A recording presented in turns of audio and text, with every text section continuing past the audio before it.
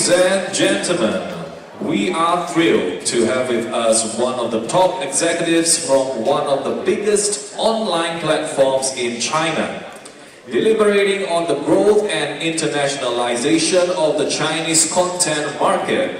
Please welcome on stage the Senior Vice President of iQIYI, Mr. Yang Xianghua.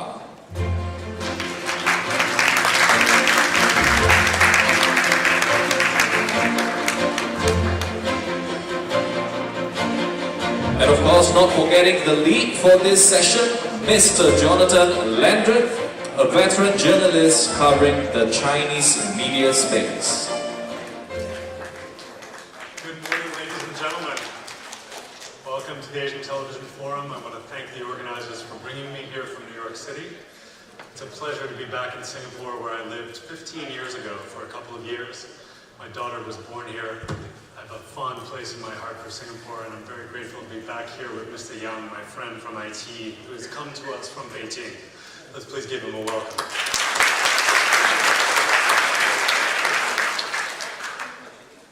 China is an exciting place. I lived in Beijing for 8 years. I was the Asia editor for The Hollywood Reporter. I watched as the explosion of content in China really caught the interest of Hollywood and media markets around the world. I grew up in Los Angeles and have lived all over Asia. To see these two parts of my life come together here in Singapore, here in this room, is very exciting. And I want to be sure to include all of you here in the audience, guests of the Asian Television Forum, in our conversation. So the first thing I like to do when we have a guest like Mr. Yang, I like to ask you, the audience, a couple of questions. By show of hands, how many people have ever watched a Chinese movie online in the last week? About 5 people. Come on, guys, you gotta step up your game. All right, how about in the last month? All right, about 25 people. In the last 6 months. Okay. And here's the moment of truth. How many of you watched that Chinese movie using iQIYI? Okay. All right, so we're beginning to get to know who you are. Now, separate from that, your movie watching habits, I want to know how many of you are in the distribution business in Southeast Asia?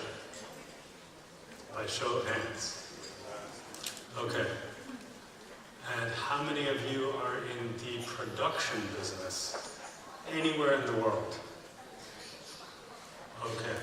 So we begin to see who's in the audience. And how many of you are here at ATF for the very first time? Okay. That is a testament to the importance of this market.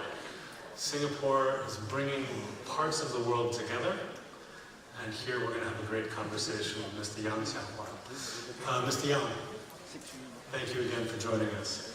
iQIYI is an incredibly important, groundbreaking platform in Beijing, in China, and soon in the rest of the world.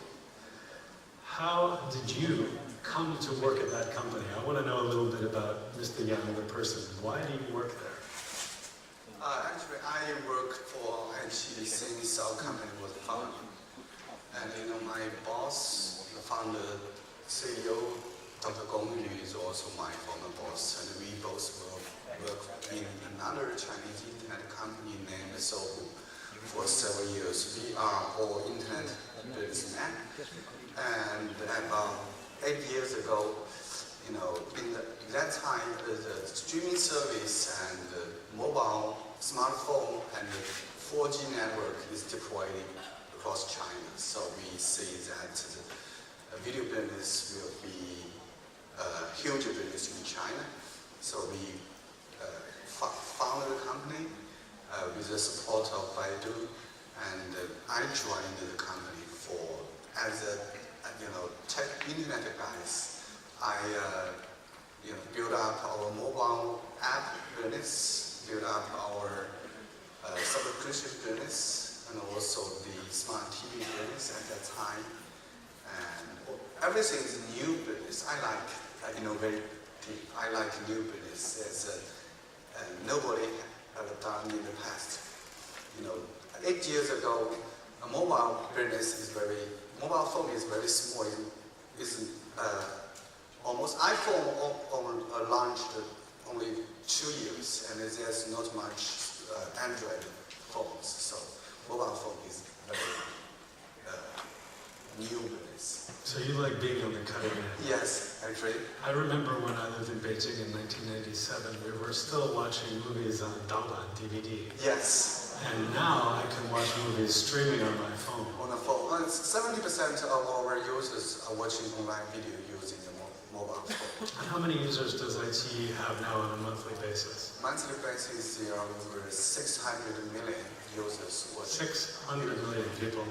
Actually, it's maybe largest media in China, even bigger than those traditional television stations for daily users basis. It's those numbers that helped catapult the stock of IT when it listed on the NASDAQ in April of 2018 to triple its opening value.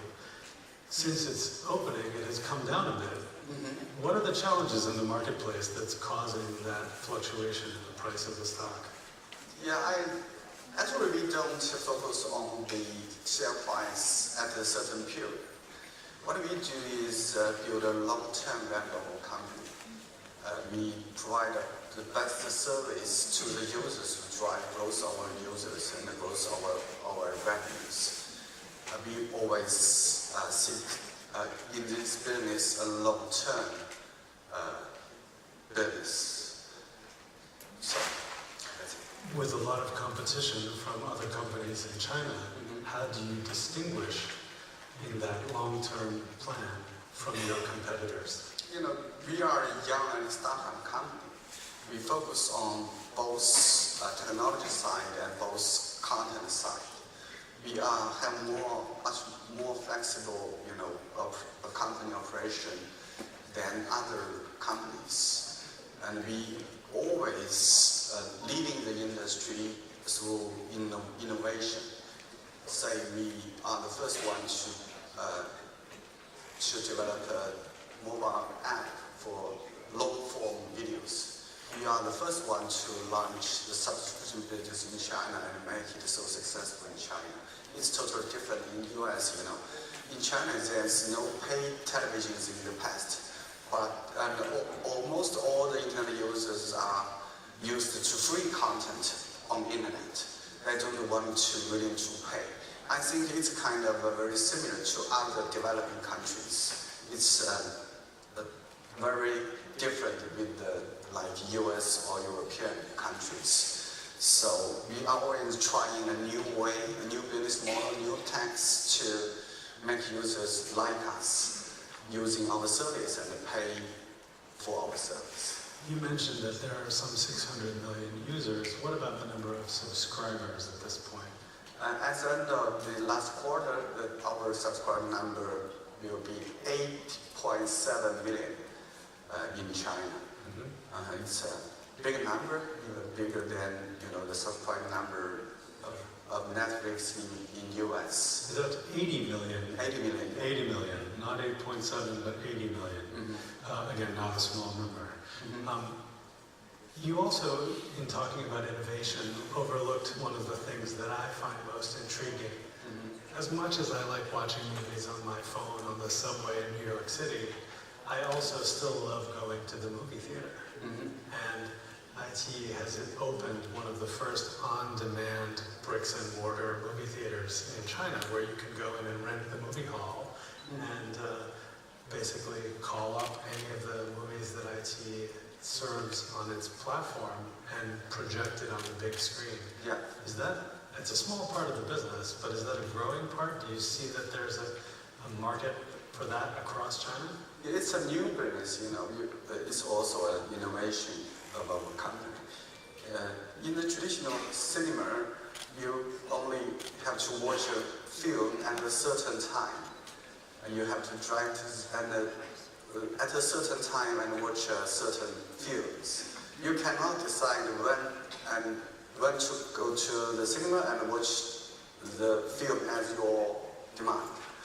But so on internet, it's different. It's you can watch a film or series at any time, anywhere, at your own convenience. So we find there's a choice, there's an opportunity to make online service offline as almost the same, habits with the online, but you can have a better experience. Video and audio experience almost the same with the traditional cinema. That's why we trying this new business. It's totally new, but across China there are over 5,000 video on demand cinemas now. It's new, but we are still on the way. It's not a big business for us yet, but in the future I say it will be. Mr. Yang, I have a 14-year-old daughter who was born here in Singapore, as I mentioned, and grew up in Beijing.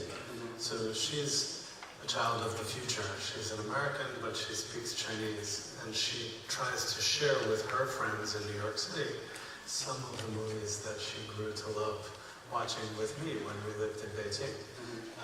That global market of people who are interested in multicultural content seems like it might be tempting for you to tap. How is IT trying to move beyond China's borders?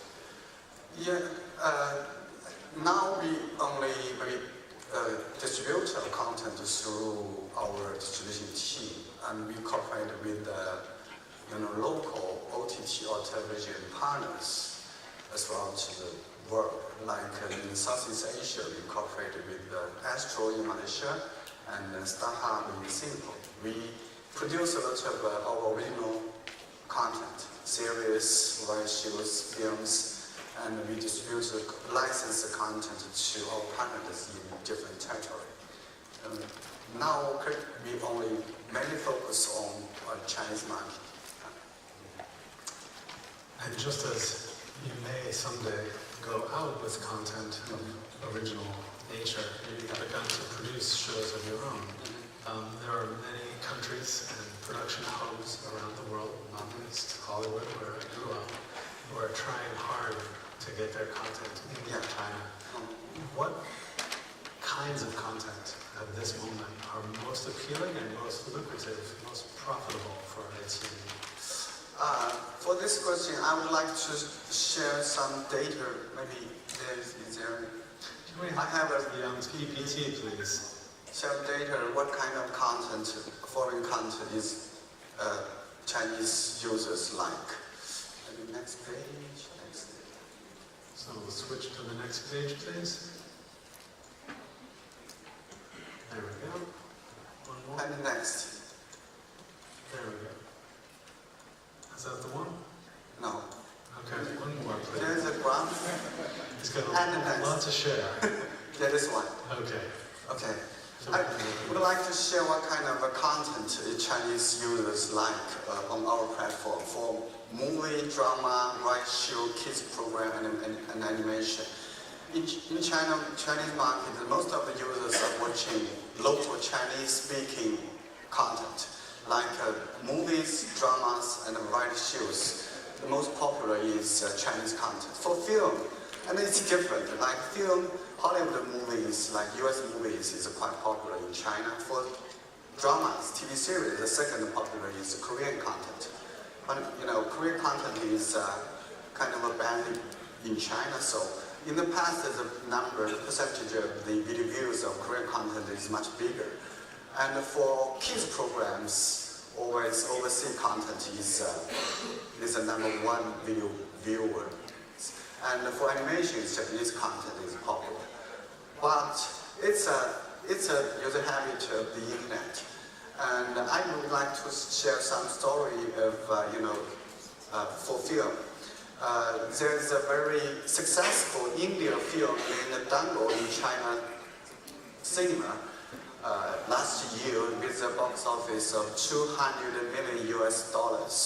It's a very big success for Indian films. And also in last year, there's a Thailand film named Bad Genius, got about 30 million US dollars box office in China. It's the most successful Southeast Asia film in China.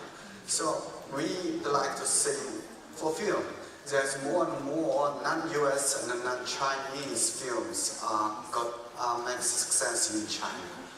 So we are trying to import and acquire more and more like Southeast Asia countries' films to China. So online through internet, or we could try to traditional cinema distribution. We have a big international film acquisition team to acquire diversity films globally. And what Mr. Yang is not telling you is that his colleague, who is the head of acquisitions for IT, is going to be here this afternoon. yes, So if you're nice to him, perhaps he'll make an introduction. I want to take a few moments to include you, our audience here at ETF, and allow you the chance to ask a few questions. If you wouldn't mind, there are some microphones circulating in the audience. Please raise your hand, identify yourself, and keep your questions to the point and brief. Here in the front row. Could this gentleman have a microphone, please?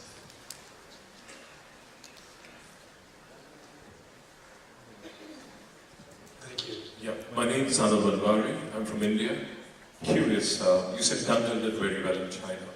How did you do on IT? And are you looking at acquiring more content out of India? And what kind of content, if you are interested in acquiring content from India? I hope that be clear. pardon? He asked whether there would be more content from India and what kind Yes. of content from India. And Duncan, how did that do on IT? That was the theatrical box office? Yes. Both, I think. Yes, we are trying to acquire more Indian films. And actually, in the past 7 years, we built a relationship with some Indian film production companies. Some of them we will cooperate with the company to acquire own digital rights. And some films we also acquire all rights for China. We have actually have a theatrical distribution team to distribute a film through traditional cinema. And also after the cinema window, we will make the films online to actually, and also actually acquire a lot of Indian library films to make more and more Chinese audience familiar with Indian content, with Indian movie stars, and familiar with Indian directors. So we are trying to import more. Now, what about the quota, which you have, the restrictions on quota? Yes, yes. How does that work within the quota restrictions? But I think quota is, there's a bigger number for internet quota. It's different with the cinema quota. The number is quite big. If I can interrupt for a moment, for anybody who's not familiar, China restricts the number of films coming into the theatrical box office each year to what, about 32 films? 34. And 34, thank you. And there are a great number more allowed in on the Several hundreds quota a year for internet, for every company. Can we have another question from the audience, please? There on the aisle and midway back, please. Thank you for your question from India. I have a question. My name is Roy from Yuhak Media. I just wanted to figure out, can you talk a little bit more about your international strategy of IT in terms of localize your business in different territories and countries and carry different contents available for those markets specifically, and maybe carry more Chinese language programs and video content overseas and sort of tackle those markets.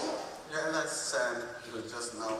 And now we only distribute content through the local partners, like local streaming platform or local TV stations. We don't have a plan to expand our streaming service outside China yet. We are trying to find more and more partners around the world, especially in Southeast Asia, Chinese content is quite popular in Southeast Asia. So if there's any streaming platform or television station can reach me, I will introduce the right person to you to license our content to you. Ladies and gentlemen, we have run down our time. I want to thank you for coming here to join us. And I want to give Mr. Yang Xianghua from IT a round of applause. Thank you very much, Jonathan. And thank you very much, Mr. Yang Xianghua. Thank you. So once again, ladies and gentlemen, the next session will commence shortly. So just see